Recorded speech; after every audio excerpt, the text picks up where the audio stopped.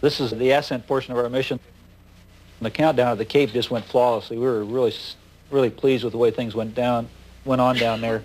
The engine's starting. You can see the shock waves come out of the throats of the nozzles. The nozzles vibrate. The engines get up and stable in about 6 seconds.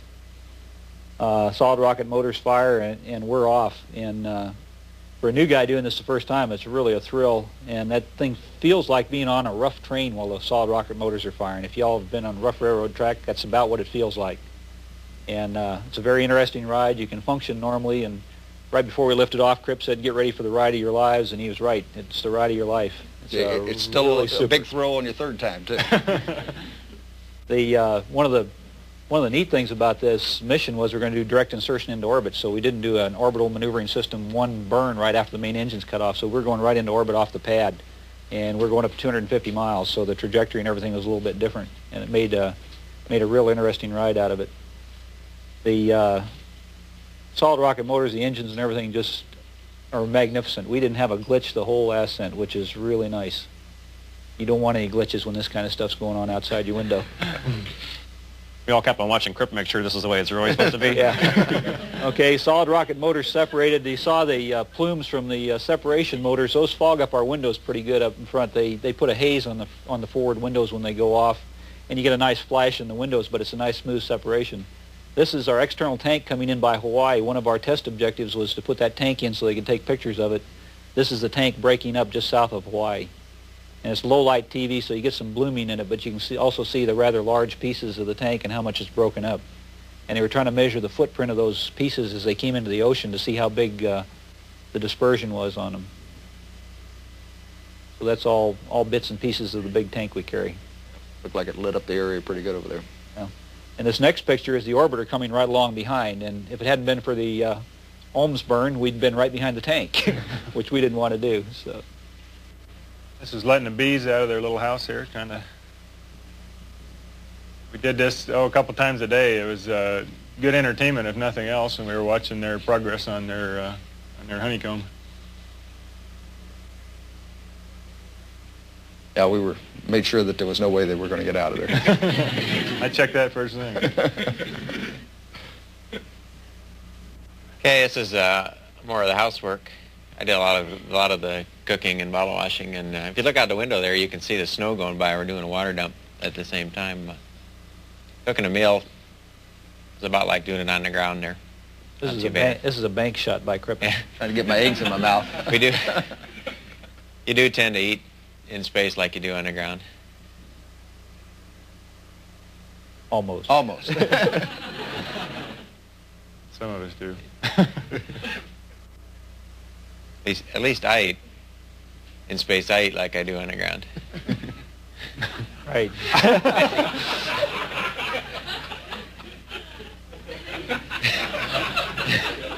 So did Ox. So does I. That was the real rotating grapple on board. Yeah, we gave us time to play up there too. Yeah. Well, in this particular sequence, we're showing how we prepare a meal. And we divided these tasks up among all the crew members. Dale usually wound up doing breakfast because nobody was quick enough for him. Making meals is a fairly easy task on orbit. All you had to do is essentially like, it's very good, essentially like backpacking. You essentially add water to the food, and it was very good. I'll let Rick describe what we're doing here. Well, at the risk of endorsing a product, that's an interesting physical demonstration on orbit of the fact that things really are weightless. That's how the crew was rewarded when we did something properly. Rick would release another handful. Since Anna did more things right than anybody, she got most of them.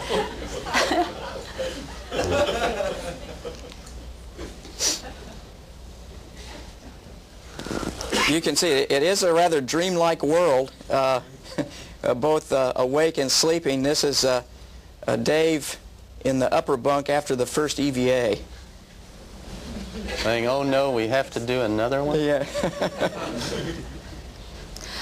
Part of our time on orbit is spent doing filter cleaning. What you see Dale and Dave doing here is removing some panels so that we can get to access to the filters. Again, it's much like life here on Earth. Things you got to do, you got to eat, you got to be able to clean all of your equipment. This actually took several hours. We were doing this on the day in between EVAs. Then once those panels were removed, we were able to get access to the filters, and here I am cleaning again. I thought I was going to escape that for a couple of weeks, but for a week or so. But and this is, as I said, a very important part of our work on orbit, to keep things clean. You can see it wasn't just me who did that. Up on the flight deck, Dave's "a clean ship is a happy ship." Dave on orbit described Dr. Allen as large in personality but diminutive in stature. Whenever his personality got a little bit too large, we would stuff him away in a locker for a few hours, and then when a task needed to be done, it was my job to go down and get him out.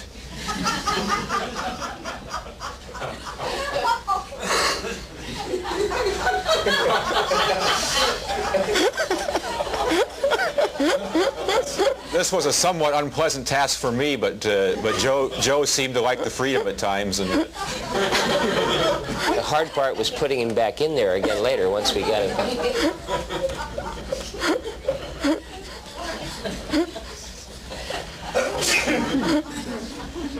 And here's Gordon getting ready for one of the many burns with our smaller orbital maneuvering system rocket engines. Here you see us maneuvering Attitude and the small Attitude jets firing. We did an experiment so you could appreciate the acceleration we get out of these rocket engine firings. We put 8 ounces of water on the mid-deck, and here you see it traveling across, and Dr. Bartow is catching it. We also tried to sleep through some of these burns, and we staged this next scene to show you what it felt like in the bunk. That hurt. That was a great train wreck. Believe it or not, some of them slept through those once they got used to it.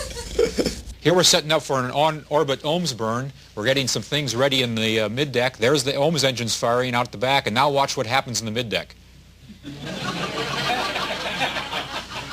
That's 1/16 of a G. Each of the OMS engines is 1 foot per second squared for a total of 2 feet per second squared, and that 1/16 of a G felt like a lot to us after being up there for 3 or 4 days. And you can see the acceleration on the tape. It keeps wanting to go back towards the aft bulkhead because we're accelerating forward towards the left of the screen. After we deploy, then we burn our OMS engines, and from the 0G, the 1/10 of a G acceleration really gets your attention. Here's the OMS cutoff, and you can see all of the flaming coming around. Now, after each and every satellite deploy, we have to do an OMS burn for separation so that we'll be at a safe distance from the satellite when it fires its kick motor. Here we can see the left OMS engine burn, and that's just the startup. The burn lasts for a little while, and this is what it looks like in the mid-deck. Jerry made it right into the airlock, and we collected all those pieces. Here's a picture of Gordo establishing himself in that area. And why don't you move the coat there, Gordo, and get it out of the way. Thank you. And of course, one of the things Gordo had to do was brush his hair every morning.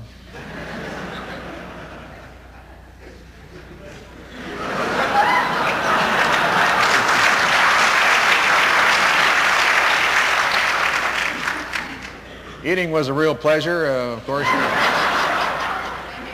It's impossible to knock your milk off the table up there, kiddos. There's no way to get in trouble with Mom. You just leave things float around, and when you want them, you just grab them out of thin air, and you can eat standing on your head or however you please.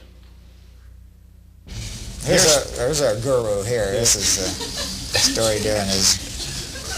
Demonstrating what happens if you ever drop a cat. It always ends up on its 4 feet, no matter what attitude. And that's We've had a lot of discussions about how this works, how you can move around. He's not shoveling the air. It's actually he's. You want me to do it here? The one on the right, of course, is a magnet, and the one on the left is just a pencil, and we had no idea they were going to decide to mate.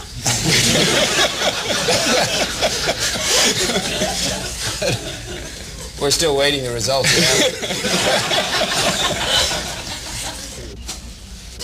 Gordo practicing his landing technique, get ready for re-entry.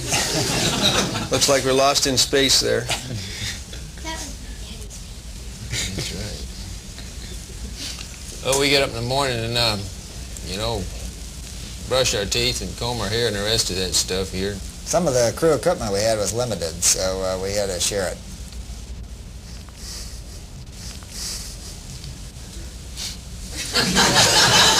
You're not allowed to laugh.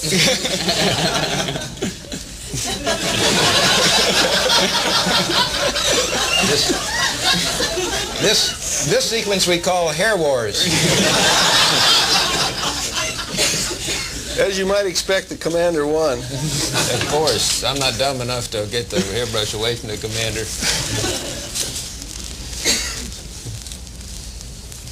This next scene is not staged. This is a real teleprinter message. We set a new record on this flight for the amount of teleprinter messages sent up. Every single rev on the night side, they send up a new detailed plan for the scientists here to accomplish on the next solar pass. And that was an actual message, all full of fine print. That fortunately for me, all I had to do is take it up to the upper deck and pass it out to the people who really had to read it. We recorded a new space first on this flight. We ran out of teleprinter paper after 5.5 days. It's the first time this happened. And Story Musgrave changed out the paper roll in space for the first time. But the hairbrush one wasn't staged either.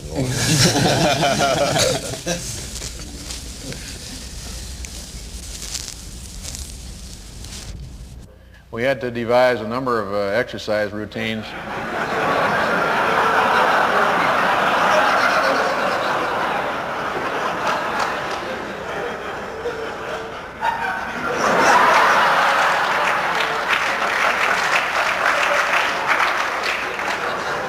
A little weightlifting and balancing act here.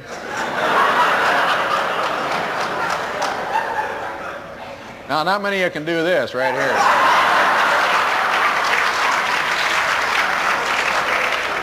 He doesn't put them on one leg at a time like everybody else. As soon as I get this down, I'm going to get a Dorothy Hamill wig and try out for the ice bucket. And, of course, Marines aren't happy unless they do their push-ups every day. That wasn't too tough, so, you know, look, one arm. And if you want to, you can do foot-ups.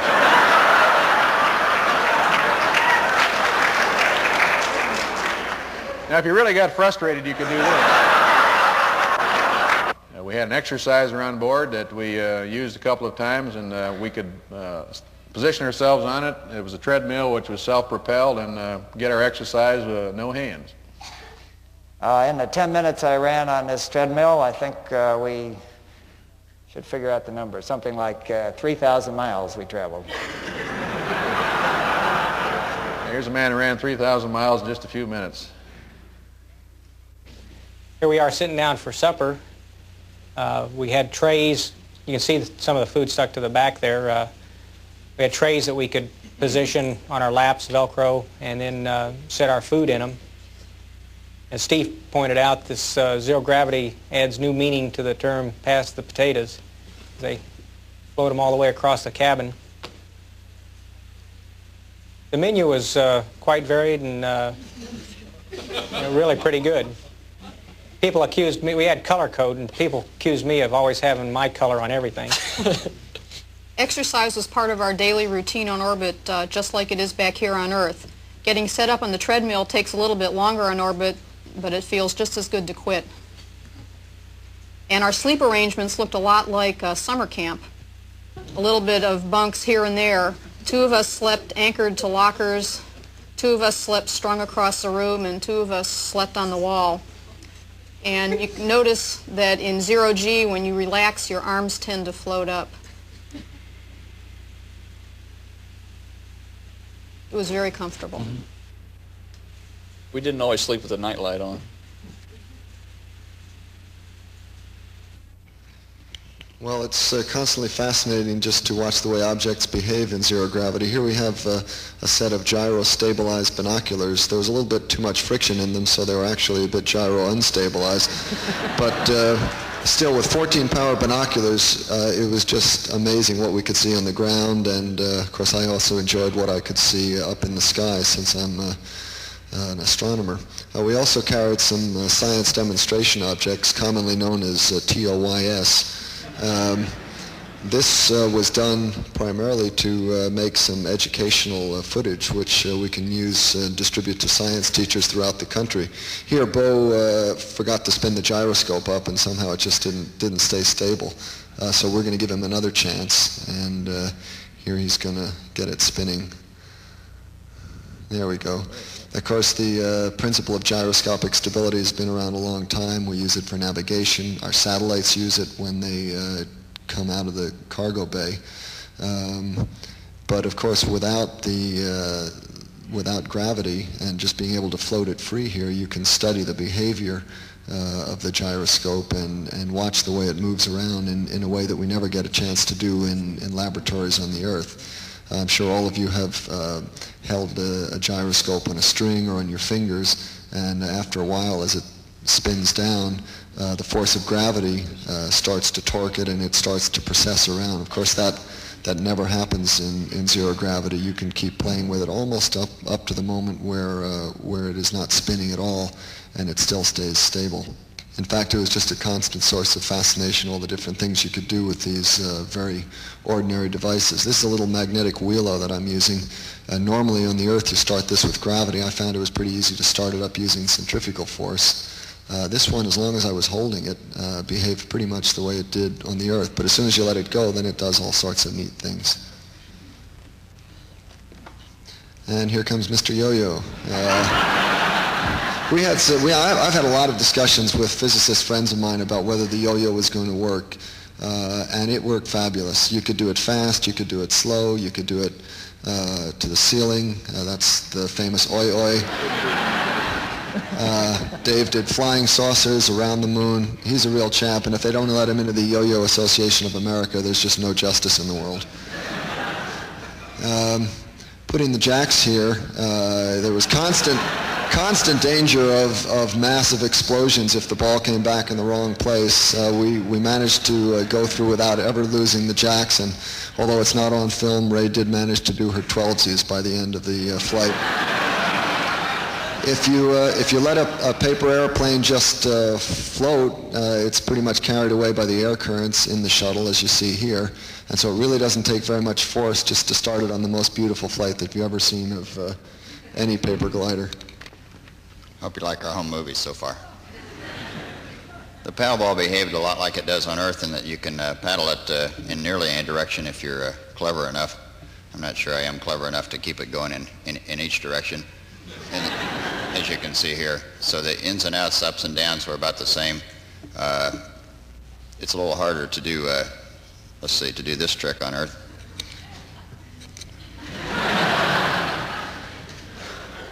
The straightforward sort of paddle ball operation is much slower, and it's much easier. This one is a little tougher. Jeff has here some magnetic marbles. I'm not sure how you shoot marbles in space because it's a little hard to keep them in that ring. But your shooter seems to work fine. It joins right up with them all, and it forms into a toroid, as you might expect, with the magnetic lines and the magnetism that's inherent in the marbles. If you watch carefully now, on not this one, but the one after this, as Jeff sails the marble past after he repositions his ring here with its little tail, and relative to the horizontal lines on the bulkhead behind him, watch what this marble does.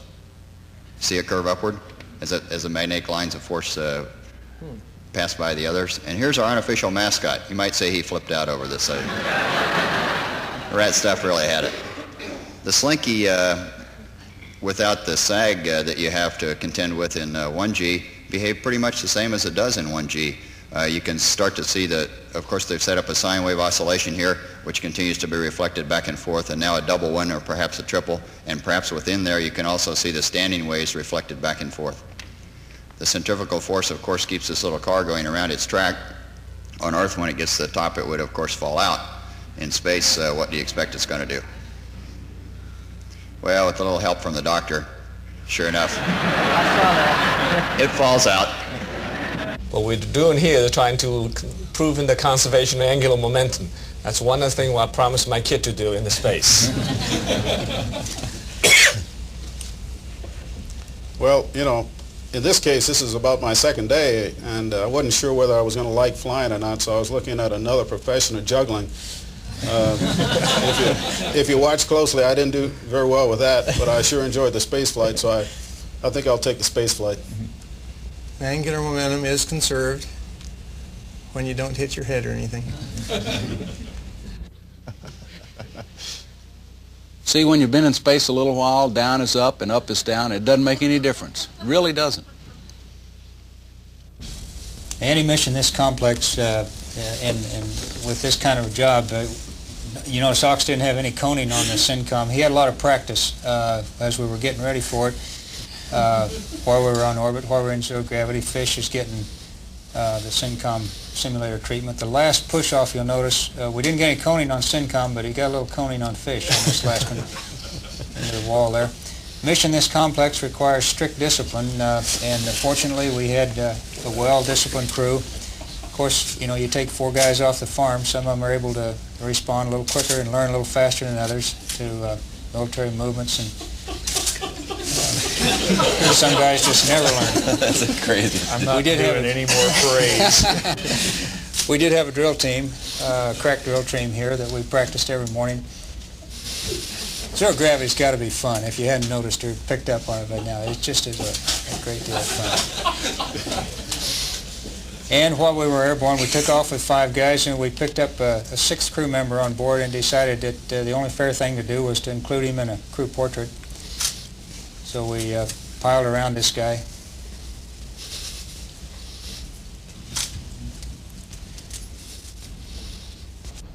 After 300 hours of spaceflight,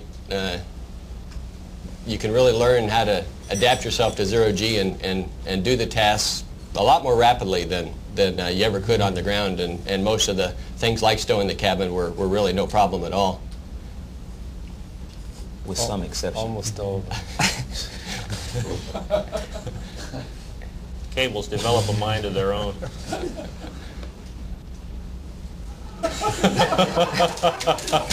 This helps you understand why we didn't break the camera and bag out. The real difficulty of this scene was holding the camera still while he was trying not to giggle at Steve. Well, in the words of an old philosopher, it ain't over till it's over, and I guarantee it's not over yet, because we still have to land. And here we are at runway 15 at the Kennedy Space Center. Good calls from the folks in the air and on the ground. John Young, weather pilot. The weather was good to the north, so we landed with a slight tailwind. And coming down here at 300 feet, Dave deployed the landing gear. And the orbiter flew beautifully, just as we trained for it to fly in the shuttle training airplane. Look at the vortexes being shed off the wingtips there, and when we touch down, you can see how the smoke from the tires gets caught up in those vortices. Real pretty picture. Touchdown was at about 190 knots, I understand about 2,700 feet down the runway, and we used a total of 93 to 9,500 feet of runway during the rollout.